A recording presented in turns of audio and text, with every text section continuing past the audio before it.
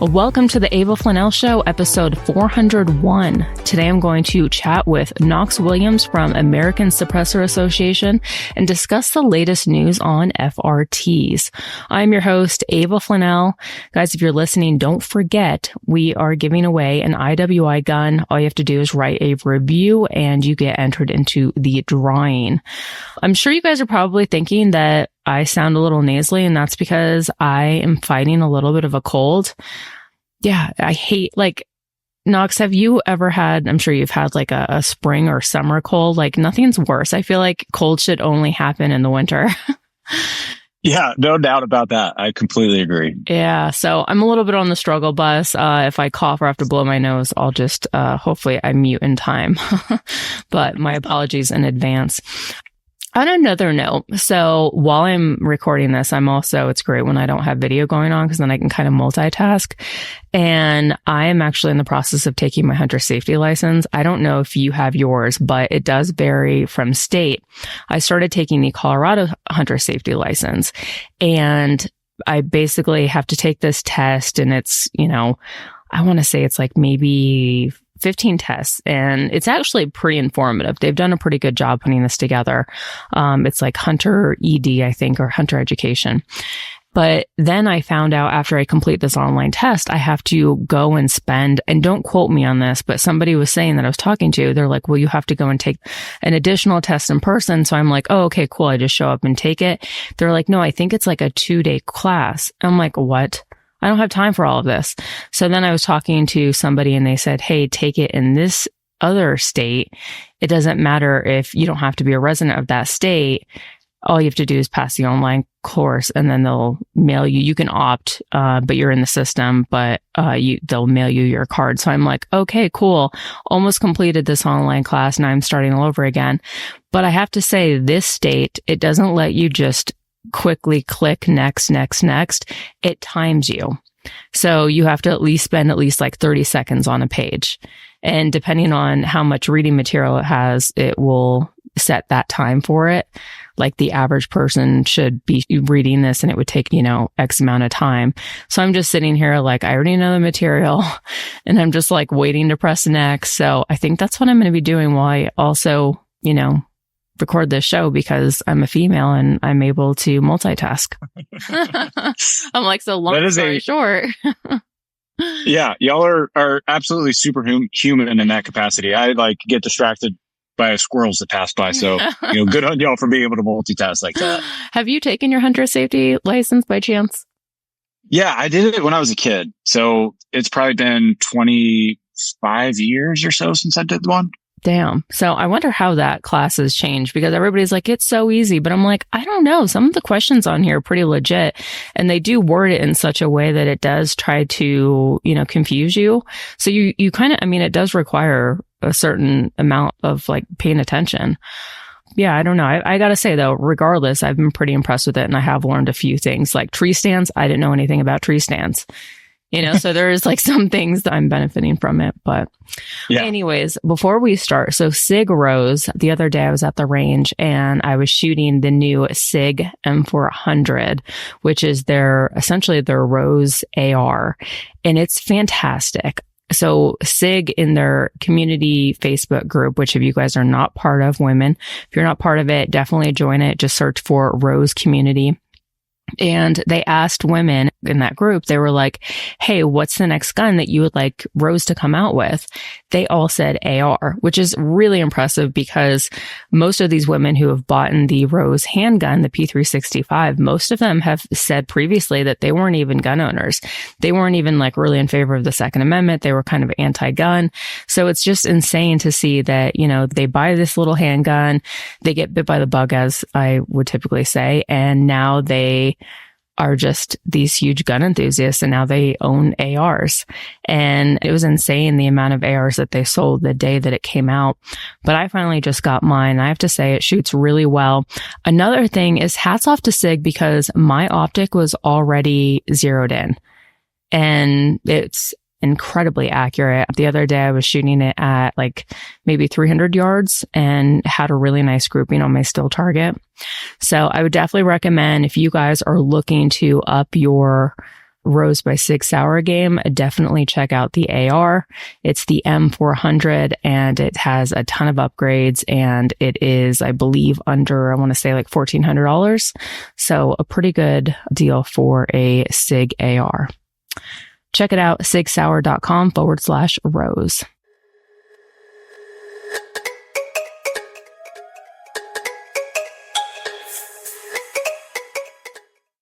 Knox, thanks so much for joining me. So for those who don't know you, you work with American Suppressor Association. What is your title there? I'm the president and executive director.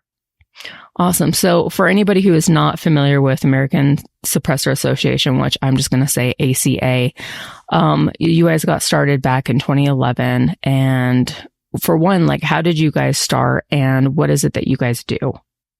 Yeah. So we started back then. At the time, I was working at Advanced Armament Corp, which I don't know if y'all remember, but like they were the biggest suppressor manufacturer in town. Mm-hmm. You know, they were really kind of at the forefront of it. You know, our suppressors were used in the Den Maten raid, you know, and like all the teams had our stuff and like it was a really fun time to be there. And I, being from Georgia, wanted to be able to hunt with a suppressor. And, you know, when I looked into it, realized that it was prohibited by state law. And I thought that was really ridiculous. So we reached out to the NRA, we reached out to NSSF and we asked like, hey, you know, would y'all be willing to help us lobby for this stuff and change some laws? And they sat down and said, hey, look, like this is too far out there. We don't want to touch this. So we said, okay, fine. We're going to do it on our own. And we did. We stood up, you know, what's now known as the American Suppressor Association. I will say to NRA's credit, you know, they came around very quickly.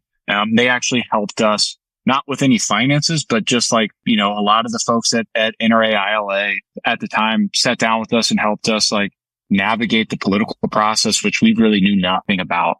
So like they were a big part in us being able to successfully navigate our way into the political world. And man, it's been a 14-year ride, which has just been a ton of fun.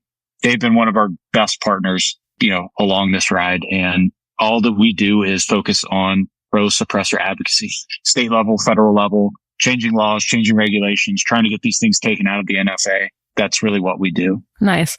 I have to say, as of recently, you know, I've been impressed with what the NRA is doing. I think they're making a comeback. Obviously, there was a period of time where I wasn't happy with them. But now I actually work with an organization that is a charter of the NRA. And at first I was like, man, this is freaking karma. Like here I go bashing the NRA. And now I'm working with a company that is tied to the NRA. But the NRA has actually been very helpful, especially in Colorado when, unfortunately, a lot of these bigger organizations have turned their back. But they recently just helped bring a lawsuit with Colorado State Shooting Association, the organization that I am involved with, and then as well as the NRA, FPC, and SAF. So they definitely do some good things. And I think that, you know, people who have turned their backs on them, I totally get it. I was one of those people, but I think that they are trying really hard to make a comeback and to do better. What was your background before this? Because it's not that easy. Like there's lots of things that I want to change, but I'm like, I don't even know where to start. My background was I didn't have a single clue about politics. Right? I studied history in college. My first job, both in and out of college, was working at AAC. I was an intern there, bead blasting and painting stuff and doing quality control for $10 an hour, you know, for beer money on the weekends. And they hired me when I graduated from college in 2010. And I just kind of never looked back. I am fortunate to have a brother who's incredibly adept and very into politics. And so he and I really kind of came up together, you know, learning the ropes on this stuff. He's an attorney. He actually served as the president's Second Amendment advisor for about a year and a half in the first Trump admin. Wow. So any gun related, anything that touched Trump's desk for that time period, Michael was the gun guy, as Trump would say, hey, go get the gun guy. I've got a question. It would be Michael coming into the Oval or sitting with him on Air Force One, talking about the issues. So it's been fun. He actually works with us as our general counsel. So we've had a heck of a ride on this, and I'm very fortunate to have him and his counsel and, you know, somebody that adept to be able to bounce this stuff off of and work with to advance the issue. Yeah, absolutely. I can't help but think, your mom probably definitely has a favorite though, considering, it sounds like he had his shit together and you were just like, yeah, man, I just want to buy beer and work at the Suppressor company. No doubt about that. Yeah, but obviously you guys have done fantastic things. So you're obviously, on the right track. So I've talked a lot about the Hearing Protection Act, which we're just going to, use the acronym HPA. Can you give us a highlight of the history and ASA's involvement over the years? Yeah. So HPA was something that we kind of thought of when we formed the ASA. We knew that getting suppressors out of the National Firearms Act was a top line priority. That we want these things to be legal in all 50 states for people to own and people to hunt with. So fast forward to 2015, early 2015, and ASA and NRA, our friends over there, got with Representative Matt Salmon. He was a member out of Arizona, and he was keenly interested in trying to help us get these things taken out of the NFA. So we worked with his office to draft the Hearing Protection Act. And, it's hard to believe, but that was about 10 years ago. I think it got introduced in October of 2015. So for 10 years, we've been working on this legislation to try and get these things out. So what is the Hearing Protection Act exactly? That is a great question. So basically, the Hearing Protection Act takes suppressors out of the purview of the National Firearms Act, which is a 91-year-old taxing scheme that covers suppressors, that covers short barrel rifles, short barrel shotguns, machine guns, destructive devices, any other weapons. These items that Congress in the 30s and that President Franklin Delano Roosevelt and his Attorney General Homer Cummings thought were, bad guns, I guess. They wanted to ban as much as they possibly could, but they knew that they didn't have the authority to do so. So they stood up the National Firearms Act as a tax. HPA pulls suppressors out of that. And that's the basic gist of it. It has 7 sections in total that all do slightly different things, but all with the end game of removing suppressors from the NFA. Gotcha. Okay. So here, I think everyone's cheering on, what's going on and removing suppressors from the NFA is, most people now have heard about this and it's been pushed into that big, beautiful bill, which has a lot of other things. It's not just the 2A stuff. One thing though, so I live in Colorado and I'm going to ask you the hard questions now. So it's been brought to my attention that if suppressors are taken out of the NFA, that some of these states are not going to be able to buy suppressors because even though nationally you can do so under the NFA, per that state, you may not be able to. Yep. So basically what you're talking about is there's the federal code on suppressors, and every state also has statute that talks about firearms of all types, suppressors being one of those. And all those different state codes are written slightly differently. And there's some that will have verbiage somewhere to the effect of, it's legal to own these items as long as they're possessed either in compliance with the National Firearms Act or registered or, different variations of that. So there's a lot of variables there. In order to get the true answer to your question, we need to see the final verbiage of the big, beautiful bill before we can answer that. And like I said before, HPA has 7 sections to it. Section 3 of the HPA, it's titled the treatment of certain silencers. That one addresses basically out front addresses those states that refer back to inclusion in the National Firearms Act or participation in a registry and all that kind of stuff, and basically says, hey, those laws, because they were intended to point back to this law and this suppressors are no longer in the National Firearms Act, those statutes are squared. They're good to go. We are working to try and get Section 3 put in on the Senate side. So that's one of our top line priorities. And if successful, then that will solve this issue, period, hard stop.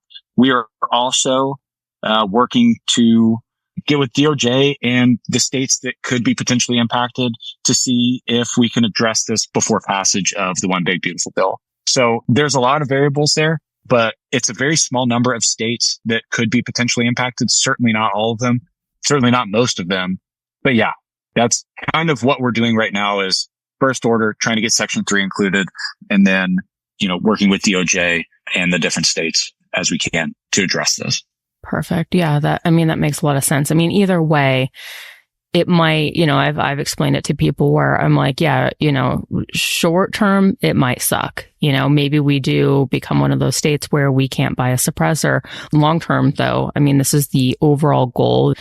All this stuff could be, litigated and changed. And so I think ultimately, when you pull off that Band-Aid, it might sting a little bit, but eventually it's, that sting's going to go away. And I think that that's kind of everyone's overall goal, because let's face it, suppressors should not be on here. Suppressors are literally a safety device. Like, it's insane that they are even as heavily regulated. They really shouldn't be.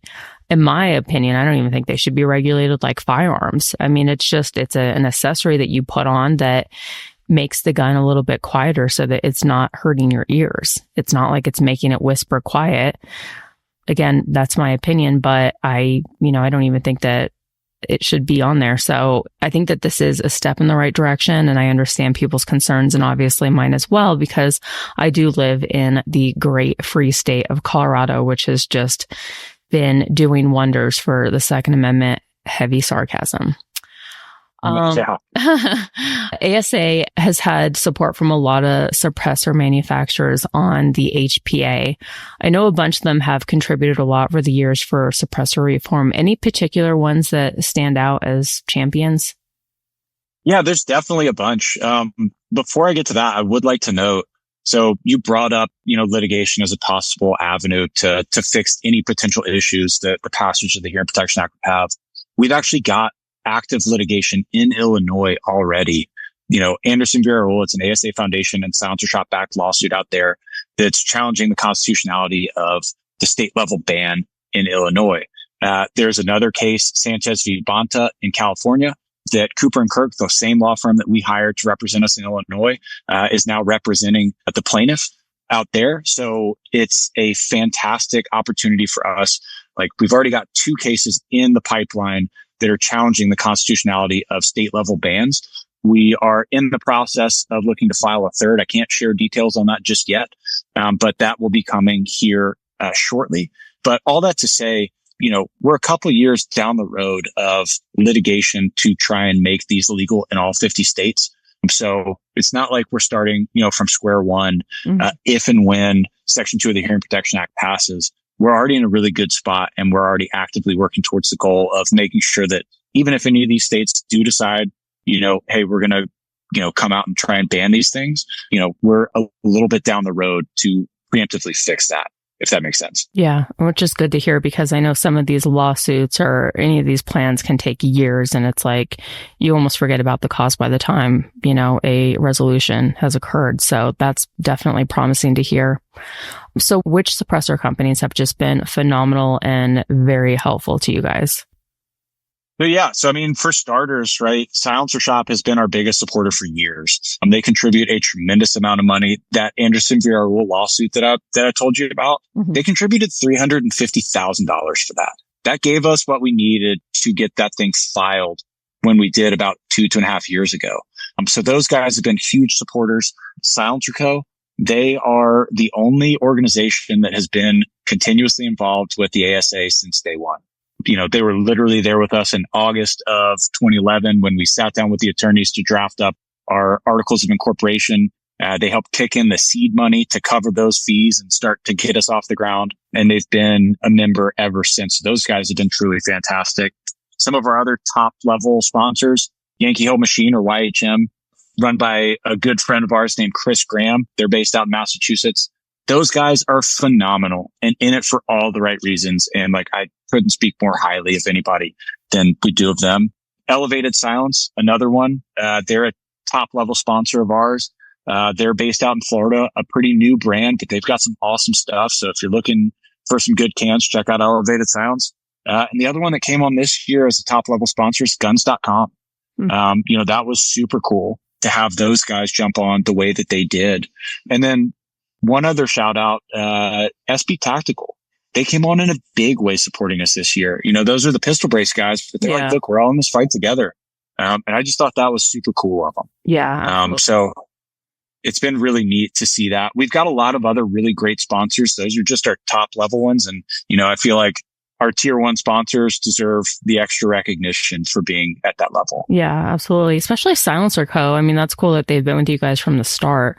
One thing I feel bad about is they have a very similar name to the Silencer Co. and Silencer Central I've noticed people like to get those mixed up, which is unfortunate because of, recent allegations with Silencer Central. And last episode talked about the details with Mike from Mr. Guns and Gear, and it's hard to completely, there's not concrete evidence. Like there's evidence and it could go both ways to some degree.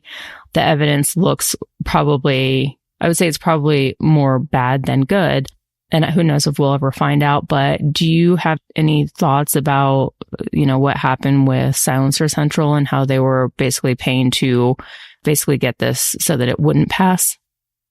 So that's an interesting one for us. I don't want to get into too much industry drama.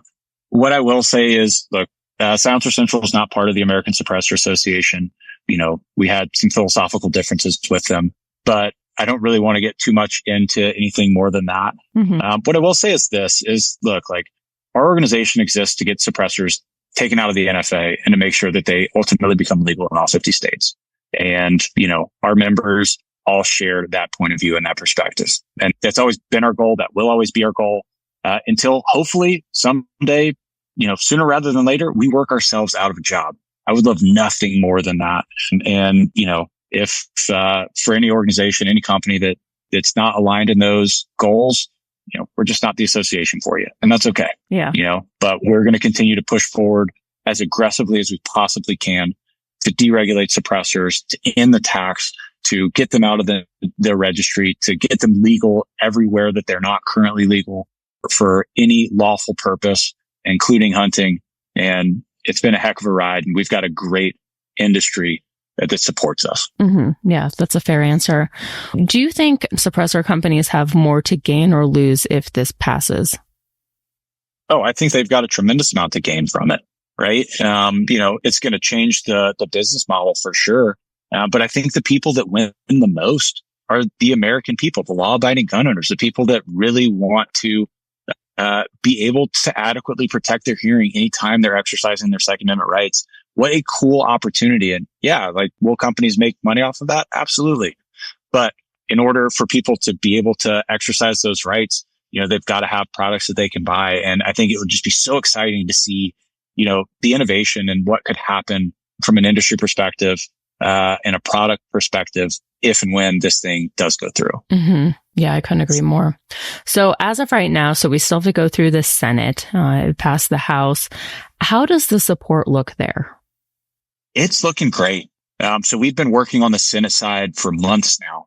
And, really what it all hinges on is what's called the bird rule, or whether or not this thing is considered bird compliant. Now, not named after, the things that you see flying out your window in the trees, but named after Senator Robert Byrd, B-Y-R-D. He was I think the longest standing senator in Senate history. I want to say he served for like 51 years in the Senate, did some time in the House as well. Like, he was just absolutely like a democratic institution. He's also a member of the KKK. So it's like kind of freaking wild. This Democrat from West Virginia who was just a huge bigot, but like, he just was in the Senate for, seemingly all of time. But anyways, I digress on that. That's crazy though. That's I was just like, what? Really?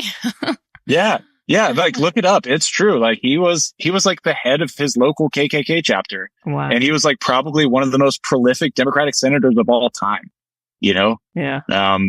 So, who's the party of the people, right? Like, but I digress. That's totally off topic for this stuff. But there's a provision in budget reconciliation, which is what the one big beautiful bill is, which basically says in order to be germane to the process, you have to have like a tax or budgetary component to what you're trying to include, because reconciliation only requires a simple majority in the Senate. Mm-hmm. It's filibuster proof. So instead of 60 senators, you only need 50. The luxury that we have is that suppressors are regulated under the National Firearms Act, and the National Firearms Act falls in the Internal Revenue Code. It is literally a tax, and it has been justified when it passed Congress as a tax. It's been upheld as a tax by the Supreme Court since the U.S. in 1937, I think. So like all roads lead to Rome. This thing is a tax, but nonetheless, the Senate parliamentarian will have to review it to make sure that, it's not air quote pushing policy, but rather pushing a tax or budgetary measure, which it absolutely is. And that's what we need to clear before this thing, gets through the Senate. Gotcha. And when do you think that this is going to happen? Do you think it's going to be voted on next week, or is it going to be pushed out more? No. So the Senate, all of Congress is actually taking a recess for Memorial Day week. So there's not going to be a lot of movement next week. It's going to give everybody, some time to kind of lick their wounds, rest up, get ready for the big push. But once they come back after Memorial Day, it's going to be, game on. The president has asked to get this to his desk before July 4th. So that's kind of the artificial deadline that we're all looking at. And, everybody said when Speaker Johnson said, hey, I'm going to get this out of the House and to the Senate before Memorial Day, everybody thought he was crazy. And he did it. So I wouldn't bet against Congress from getting this to the president's desk. President Trump has a heck of a way of making things happen and working with congressional leadership to do it. So July 4th is kind of what we have circled in pencil on our calendar, as we have basically up until that break to see if we can get this thing done. So it's going to be moving in June. Gotcha. Okay. And then for those who just aren't familiar with the entire process, and it obviously is a little bit different than local politics to some degree. So once it goes through the Senate, then what? So more than likely, again, this is part of a big omnibus package, the big, beautiful bill. There's tons of stuff that have nothing to do with us in that bill. Most of it has nothing to do with us.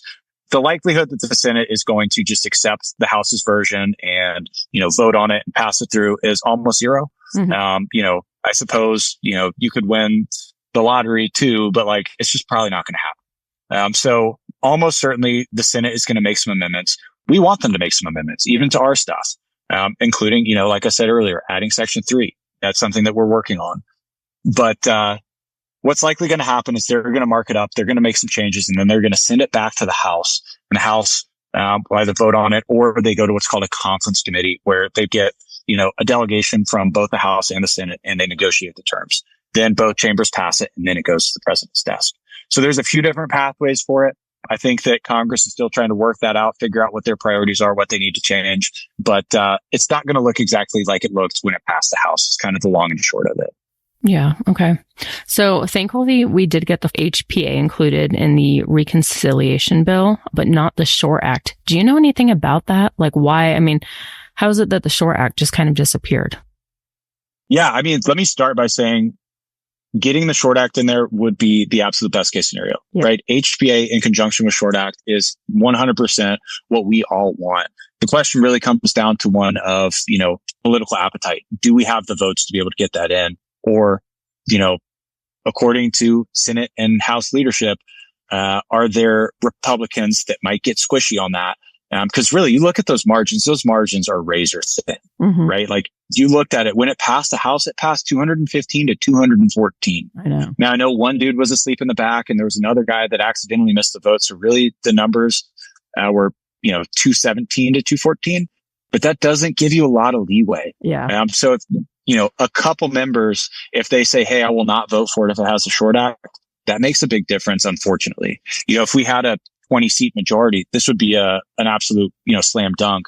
It's really just looking at the numbers and calculations that leadership is making. So, all that to say, we want to see the SHORE Act in there. We would love to see the SHORE Act in there if it's politically possible. But, pushing on that is certainly a good thing. For us as the ASA, we're a single issue organization. We care about all of it, but suppressors is our thing. So that's our top line priority. But by all means, we absolutely do want the SHORE Act in there as well. Mm-hmm. So let's say that this entire bill, the big, beautiful bill, passes. It gets signed by President Trump before July 4th. Mm-hmm. What's next for ASA? Oh, man. I think that we're probably going to get decently busy on the state side if we don't have Section 3 in there. Hopefully we contain that to very few states. But also we're going to continue to push for litigation, mm-hmm. right? We still want these things to be legal in all 50 states. And we think that litigation is really the best path for that. As much as I wish that we could get, bills through New York and Illinois and California and places like that. I just don't see how that's going to, realistically be a possibility for us. So the litigation front is going to be a big one.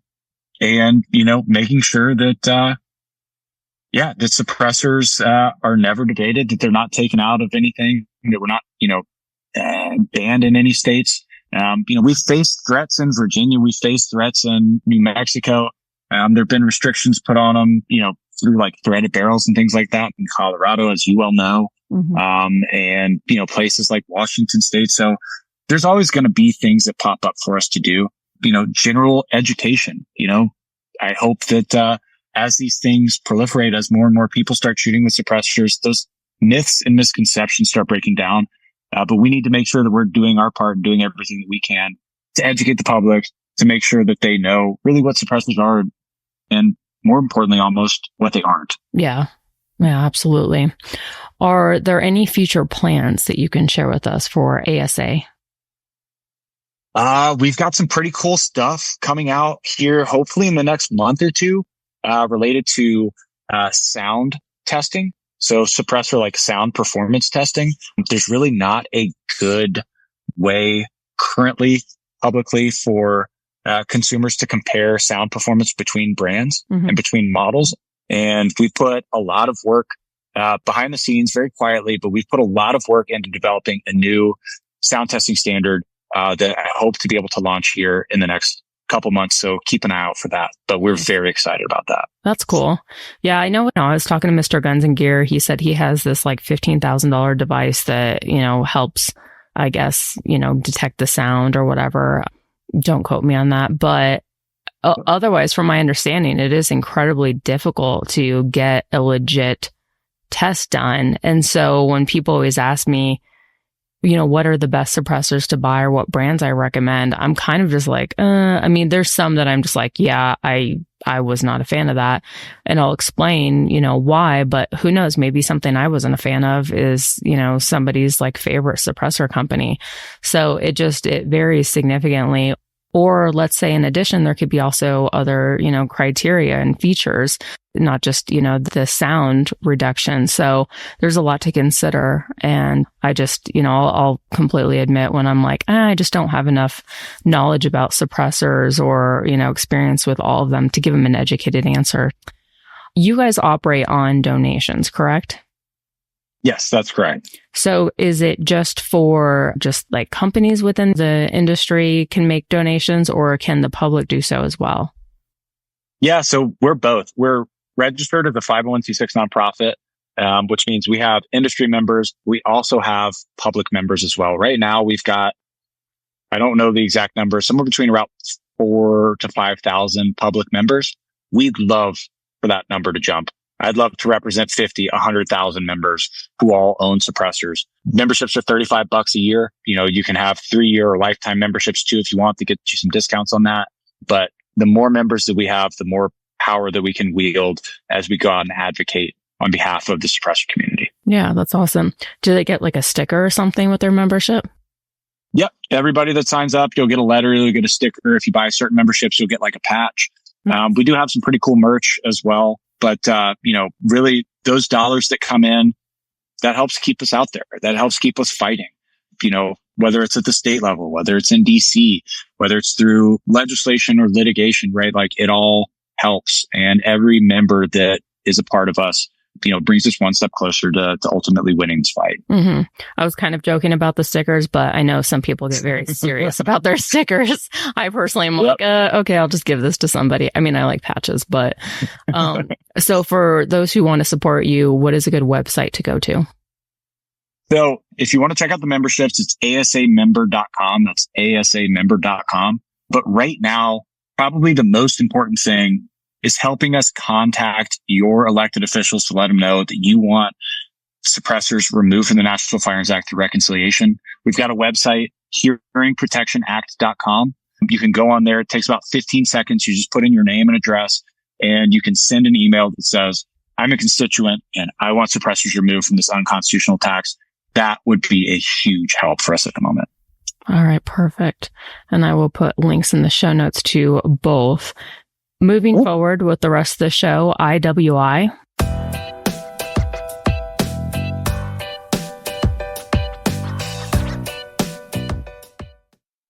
So if you guys need to open a door, the Maftia Key of Solomon will get the job done. This is their new short pistol grip shotgun. It's gas operated, semi-auto with a 14-inch barrel and a mag tube that holds either 5 2 3/4 12 gauge shells or 4 3-inch shells. It has a reversible charging handle like all of the other IWI guns and a tapped receiver to mount MOS optics or a 1913 pick rail. The forend has M-lock slots for accessories and a loop on the bottom that you can use to support your hand, and it includes QD sling attachments. Overall, it's 27 3/4 inches long and 5 pounds 11 ounces. MSRP is just under $1,000. I definitely have my eye on this, and I hope I get one soon. Check it out, iwi.us. If you find anything in their web store, don't forget to use the code AVA15 and you will get 15% off your entire order.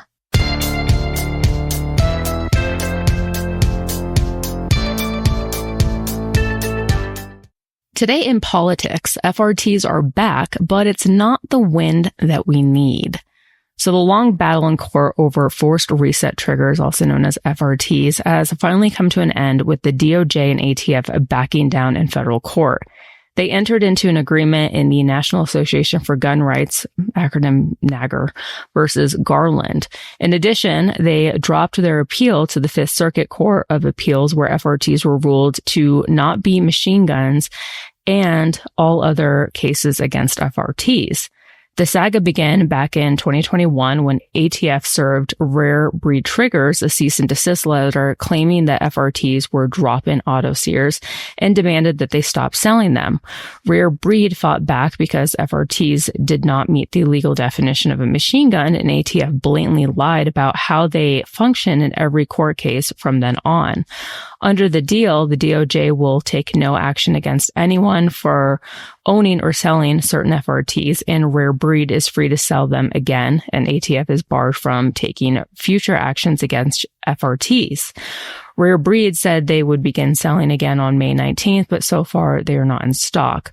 While this is a very encouraging change from the DOJ last year, there are some very troubling and frankly illegal requirements to the deal. From Rare Breed's perspective, it's a win. They get most of their property back and they get their FFL back, although they don't get their fees back. For gun owners in the Second Amendment, though, it's a Pyrrhic victory at best. Nowhere in the legal agreement do they state that FRTs are not machine guns, as we all know is the case. Instead, they say why they're not going to enforce the law banning machine guns in this case and give Rare Breed a exception as long as they don't change it much, don't make it for any other calibers, and never make it for handguns. So in other words, they're not actually admitting that they're wrong. They're just not going after them if they don't make any other versions. And they require Rare Breed to go after anyone else for infringing on the patent to prevent proliferation of the technology. Rare Breed has been somewhat liberal at times in what they think infringes on their patent, though. They've previously claimed the super safety violates their patent, even though it's a very different drop-in safety that works with normal triggers. Also, there is a patent from 1934 that is functionally the same as Rare Breed's. In other words, it preempts and invalidates Rare Breed's patent. A direct quote from the deal: "Nothing in this agreement is intended to create rights enforceable by persons other than the named claimants as plaintiffs." So in other words, only Rare Breed's FRTs are covered by the deal. Rare Breed is given a monopoly and requires to sue anyone who makes something similar, and the ATF doesn't admit they lied, violated the law, and acted improperly. There's also the implication they'll go after anyone who develops an FRT for a pistol, which is ridiculous since they don't meet the definition of a machine gun and are totally legal under law. Also, for the portion where individuals can get their property back, unlike previous court orders from the Fifth Circuit requiring they be returned, now the government says you have to apply individually to get your property back by September 25th, or you get nothing. So there's absolutely no admission of wrongdoing and no binding precedent to prevent things like this in the future. It's a shortcut to, quite frankly, a total BS win that does nothing to help gun owners with the future of the Second Amendment. So as Budbusters put it, this is a snatching defeat from the jaws of victory. So I don't know. It really just depends how you look at it. But ultimately, them passing this, like any of the FRTs that I have, that doesn't really protect me from owning them. And I mean, especially now in Colorado, as of August 1st of 2026, once that new law takes place, I'm not even supposed to own them anyways. But let's say for those who live in a state that is not like Colorado, I guess, basically it's like you can only own rare breed FRTs, but any other brand is not legal from my interpretation, which it's not a win at all. And also I will say, National Association for Gun Rights, which I'm not a fan of, they're very active in Colorado with Rocky Mountain gun owners. But for them always saying that they don't compromise, this seems like it's a compromise because it's a small little win, if you want to call it that. But you have to think about who's actually winning, and it's not really the people. So I don't know. I think it's up for interpretation, but that's my view on it. Yeah, the FRT stuff it's definitely interesting. I think that kind of surprised everybody how that came out. But, I don't know. I hope that there's more good things to come. And I'm really just excited about all the various cases that are in the pipeline in the post-Bruin environment. And I think that, hopefully pretty soon we're going to get a lot more victories. Yeah. Yeah. I mean, honestly, we have had quite a few victories and hopefully they just continue to come. And, again, going back to so many people who didn't want Trump as president, and it baffles me that, people are like, well, I don't agree with everything he stands for. And it's like, I don't either. But at the same time, again, I cannot reiterate, we're playing chess. You have to think, okay, what is the best move for the overall goal? And electing him as president was definitely that move. Can you imagine how things would be going right now with, if Kamala Harris was president? I mean, there's no way that there'd be any of these wins. There's no way that, suppressors would even have the opportunity of being removed from the NFA. Like that would not even be a thing. So, once again, you have to look at the overall picture and see, that like there are actually some really good things that come of it. And that's why it's really important to vote. We definitely, one, use common sense, two, realize that, whoever you're picking, whoever you're voting for, you're not marrying them. It doesn't have to be perfect. You don't have to believe in everything that they stand by or agree with everything. It's still best to just be active and look at the overall picture. 100%. Think about it. Look, dude, if you agree with 100% of what anybody says, you probably should start questioning your thought process. Yeah, exactly. Right? You're probably stuck in a little box, like in an echo chamber. Yeah, but you're right. Elections do have consequences. And right now, electing Trump, that might be the ticket to us getting suppressors out of the NFA. And what a wonderful world. Mm-hmm. I'm so excited about that. Yeah, absolutely.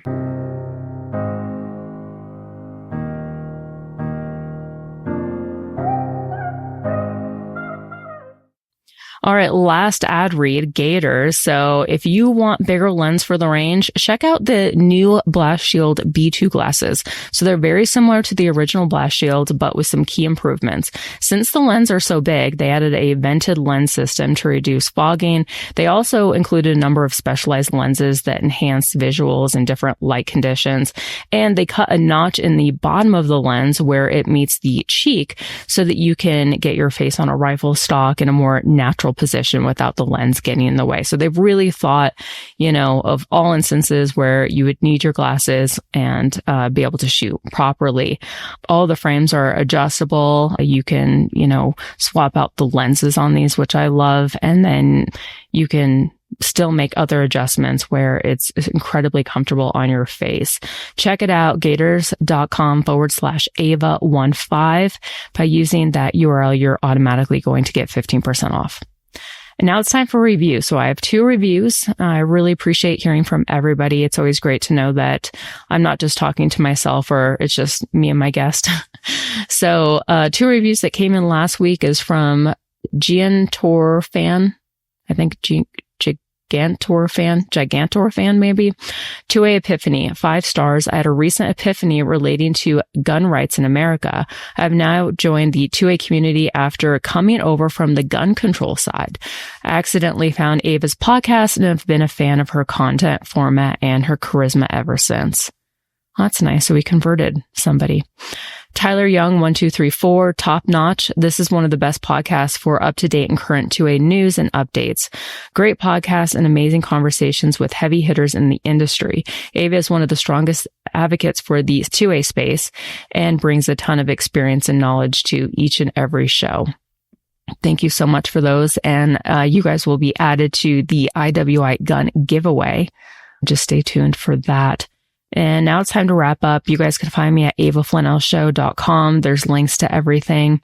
If you want to support the show, there's a link to support the show as well. Also want to thank the $25 Patreons, Sake Holsters, Daniel Treadwell, Keith Callamore, Daniel Lee, Nick Theodosian, Tristan Smith, Melissa Ridings, William Nave, and Patrick Comar. And then, of course, King of the Patreon, Jon Snow. Can you tell that I'm on the struggle bus? Like trying to read and my nose is just like getting clogged and it's like, But Knox, thank you so much for your time. Thanks for all your hard work. We greatly appreciate it. And just keep up the fight. And hopefully, you being on the show definitely amplifies the cause and helps you out greatly. Can you remind people the 2 websites to get active? So one for donations and one to contact your representatives. What are those? Yeah, absolutely. And thank you again for having me on. This has really been such a pleasure. I've really enjoyed every minute of it. 2 websites to check out, asamember.com. That's asamember.com. You can join the association, $35 a year, and we put every dollar that you put in, we try to put to good use. The second is hearingprotectionact.com. And that's where you can go and you can contact your members of Congress to say, hey, we want you to remove suppressors from the NFA through reconciliation. Every email, every call matters. So even if you're in an unfriendly state, it still helps. Awesome. Perfect. All right. Well, thank you so much. And listeners, I will talk to you next week.